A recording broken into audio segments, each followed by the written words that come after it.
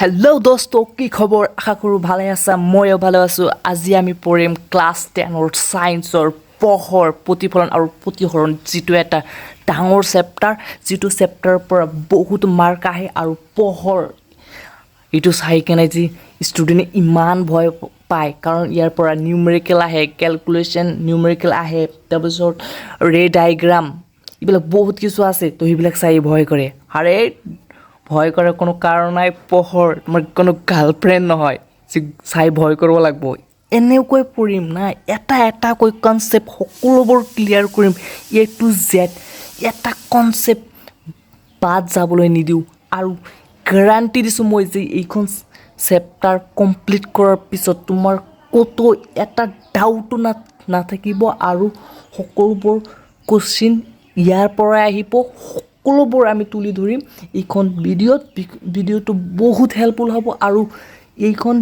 ছায়েন্সৰ পৰা এইখন চেপ্টাৰৰ পৰা এটা কুৱেশ্যন এটা মাৰ্ক মই বাদ যাবলৈ নিদিওঁ তাৰ গ্যাৰাণ্টি লৈছোঁ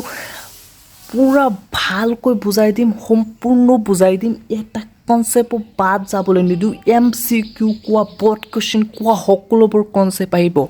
ইয়াৰ পৰাই এইখন ভিডিঅ'ৰ পৰাই মই যিটো শিকাম অকল শিকি যোৱা এটা কথা মন কৰিবা সকলোৱে কোনটো চাই আছে যে এইবাৰ HSLC দিব মেট্ৰিক দিব কিমান পাৰ্চেণ্ট আহিব সকলোৱে চাই আছে সেইটো তোমাক দেখুৱাব লাগিব যে তুমি ভাল ৰেজাল্ট কৰিব পাৰা তুমি তোমাৰ ভিতৰত কনফিডেন্স আছে তো লেটছ ডু ইট আমি এইটো কৰিব পাৰিম 90 প্লাছ লৈ আনি দিম এইখন চেপ্টাৰৰ পৰা তো ষ্টাৰ্ট কৰোঁ আজিৰ ভিডিঅ' প্ৰথমে আমি জানি লওঁ পোহৰ কি পোহৰ একোৱে নহয় পোহৰ হ'ল ফৰ্ম অফ এনাৰ্জি মানে পোহৰ এটা শক্তি হয় যাৰ দ্বাৰা আমি দেখিব পাৰোঁ আমি কিন্তু এটা কথা মনত ৰাখিবা আমি কিন্তু পোহৰ নেদেখোঁ পোহৰৰ দ্বাৰাহে আমি বস্তুবোৰ দেখোঁ আমি যিবোৰ দেখি আছোঁ এইবোৰ পোহৰৰ সহায়ত দেখি আছোঁ কিন্তু আমি কিন্তু পোহৰক দেখিব নোৱাৰোঁ পোহৰৰ প্ৰতিফলন মানে কি পোহৰৰ প্ৰতিফলন আৰম্ভ কৰাৰ আগত তোমাৰ প্ৰতিফলনটো শুনি লোৱা যে তোমাৰ জীৱনৰ লগতে প্ৰতিফলন হৈছে চাগে যে তোমাৰ জীৱনত এজনী গাৰ্লফ্ৰেণ্ড আহিছিল আকৌ গুচি গৈছে এইটো হ'ল এটা প্ৰতিফলন আহি কেনে তোমাৰ জীৱনত আহিছিল আহি কেনে তোমাৰ জীৱনটো তোমাৰ দিলটো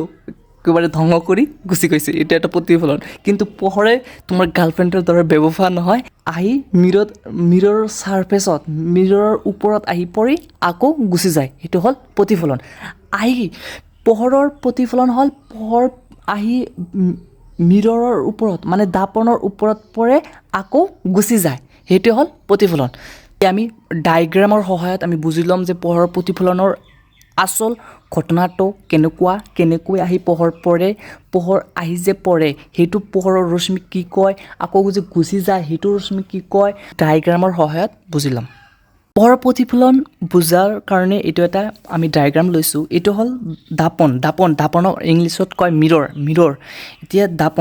এই দাপনত আহি পোহৰৰ ৰশ্মি আহি পৰিছে এইটো এটা ৰশ্মি আমি অঁকাইছোঁ এই ৰশ্মিটো হ'ল এইটো ৰশ্মি যিটো ৰশ্মি আহি দাপনৰ ওপৰত পৰিছে সেই ৰশ্মিটোৰ নাম হ'ল আপতিত ৰশ্মি এইটো ৰশ্মি আহি পৰিছে দাপনৰ ওপৰত সেইটো ক'ব আপতিত ৰশ্মি এইটো ৰশ্মি ক'ব আপতিত ৰশ্মি আৰু এইটো ৰশ্মি ক'ব প্ৰতিফলিত মানে আহি প্লেনৰ ওপৰত মিৰৰ ওপৰত দাপনৰ ওপৰত পৰিছে আৰু গুচি গৈছে এইটো ক'ব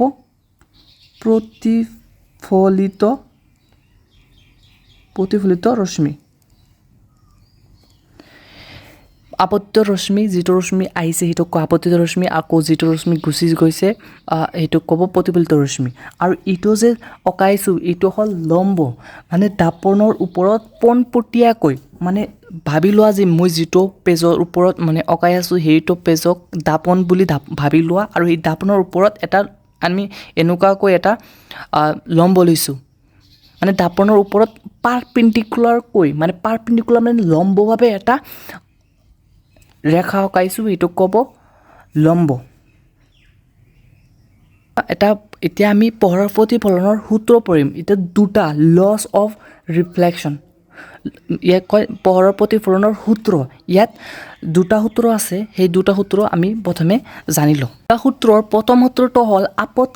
আপতন কোণ প্ৰতিফলন কোণৰ সমান এতিয়া আপতন কোণটোক কোনক কয় সেইটো এই ডায়াগ্ৰামত আমি বুজিলোঁ আপতিত ৰশ্মি আৰু লম্বৰ মাজৰ যিটো কোণ এইখিনি কোণ আপতিত ৰশ্মি আৰু লম্বৰ মাজত এটা কোণ হয় এই কোণটোক কোৱা হয় আপতন কোণ ইয়াক বুজোৱা হয় আই এংগেল আই ইয়াক কোৱা হয় আপতন কোণ এংগেল আই দেখিলে বুজিব লাগিব যে এইটো আপতন কোণ আৰু প্ৰতিফলন কোণ লম্ব আৰু প্ৰতিফলিত ৰশ্মিৰ মাজৰ এংগেলক কোৱা হয় প্ৰতিফলন কোণ ইয়াক বুজোৱা হয় এংগেল আৰ তো এই দুটা কোণ সদায় সমান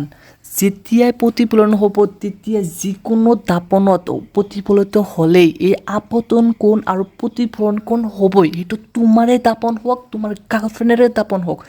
যিটো দাপন সকলো দাপনতে এইটো আপতন কোণ আৰু প্ৰতিফলন কোণ সমান 2 নম্বৰ সূত্ৰটো হৈছে আপতিত ৰশ্মি আপতন বিন্দুত লম্ব আৰু প্ৰতিফলিত ৰশ্মি একেখন সমতলত থাকে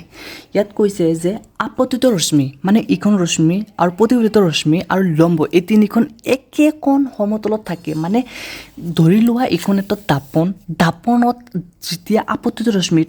ৰশ্মি পৰিছে আৰু ইয়াৰ পৰা এনেকৈ প্ৰতিফলিত হৈ গৈছে তেনেহ'লে দাপনৰ ওপৰত এতিয়া আছে দুখনটো একেখন সমতলতে আছে না দাপনক আমি এইটো দাপনক ধৰিছোঁ মানে এইখন পেজে তুমি দাপন বুলি ভাবি লোৱা এইটো আপতিত ৰশ্মি বুলি ভাবি লোৱা আৰু এইটো প্ৰতিফলিত ৰশ্মি বুলি ভাবি লোৱা তেনেহ'লে কি হ'ল এই প্লেনৰ এই দাপনৰ ওপৰৰ প্লেনতেই ওপৰৰ সমতলতেই আপতিত ৰশ্মি আছে প্ৰতিফলিত ৰশ্মি আছে আৰু এইখন এটা লম্ব আছে মানে তিনিখন দাপনৰ একেখন সমতলতে থাকে এইটো হ'ল সূত্ৰ ল অফ ৰিফ্লেকশ্যন প্ৰতিফলনৰ 2 নম্বৰ সূত্ৰটো এইটো যে আপতিত ৰশ্মি দাপনৰ বিন্দুত লম্ব আৰু প্ৰতিফলিত ৰশ্মি একেখন সমতলত থাকে এইটো হ'ল দাপনৰ 2 নম্বৰ সূত্ৰ আহি পৰিম গোলাকাৰ দাপন স্পেৰিকেল মিৰৰ ইয়াত আহি গোলাকাৰ দাপনৰ পৰাই মানে গোলাকাৰ দাপন কোৱাৰ লগতে তুমি মানে দাপনখন এখন গোলক বুলি ভাবি লোৱা গোলকটো দেখা পাইছা না স্কুলত যেতিয়া মানে ৱাল্টাৰ মেপটো এটা গোলকৰ সহায়ত বুজোৱা হয় না তেনেকুৱা এটা হ'ল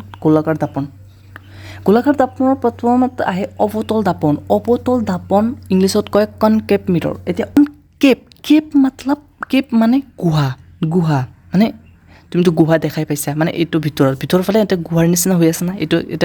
এইটোৰ ভিতৰৰ ইফালে এইটো গুহাৰ নিচিনা হৈ আছে না তো গুহাৰ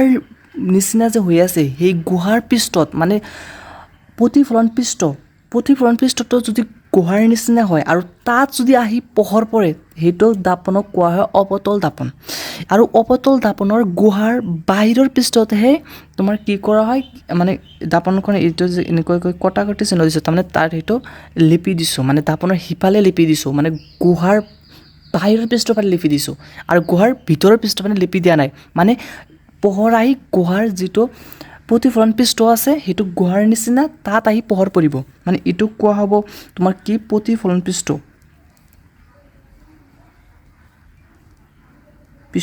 আৰু এই প্ৰতিফলন পৃষ্ঠত যদি আহি পোহৰ পৰে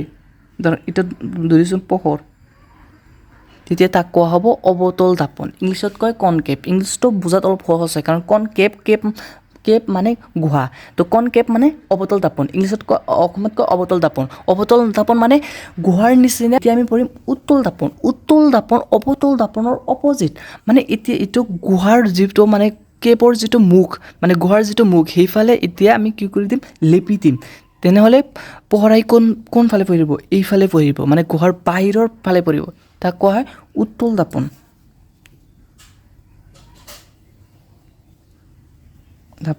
এইটো এনেকুৱা হয় যিটো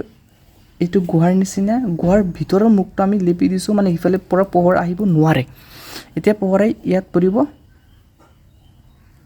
পোহৰ আৰু এইটো কোৱা হ'ব প্ৰতিফলন পৃষ্ঠ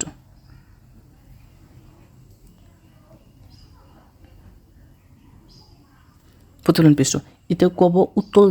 উত্তল দাপনক কয় কনভেক্স মিৰৰ ইংলিছটো ভাগৰ লগত মনত ৰাখিবা চালোঁ যে অৱতল দাপন উত্তল দাপনৰ মাজত পাৰ্থক্য কি মানে বহুত কনফিউজ হয় যে এইটো উত্তল দাপন কোনটো আছিল অৱতল দাপন কোনটো আছিল এতিয়া অৱতল দাপনৰ কোৱাৰ লগত তোমাৰ মনত আহিব লাগিব গুহাৰ কথাটো যে গুহা কনকেভ মিৰৰ অৱতল দাপন মানে কনকেভ মিৰৰ গুহাৰ ভিতৰৰ ফালে পোহৰ আহি পৰিব মানে গুহাৰ যিটো মুখ আছে সিফালত আহি পোহৰ পৰিব তো তাক ক'ব অৱতল দাপন উত্তল দাপনত গুহাৰ অপজিট ফালে আহি তোমাৰ কি পৰিব পোহৰ পৰিব আৰু অপজিট ছাইডক কোৱা হয় প্ৰতিফলন পৃষ্ঠ যাতে সি পোহৰ পৰিব এইটো হ'ল মানে অৱতল আৰু উত্তল দাপনৰ মাজত পাৰ্থক্য আৰু কনফিউজ থাকে এইটো মানে আঁতৰাই দিলোঁ তোমালোকৰ আজিৰ কাৰণে এইখিনি আমি অলপকৈ পঢ়িম কিন্তু কনচেপ্ট ক্লিয়াৰ কৰি পঢ়িম যাতে তাৰ পৰা যিখিনি পঢ়িম মানে এনেকুৱাকৈ পঢ়িম যাতে তাৰ পৰা যিটো আহক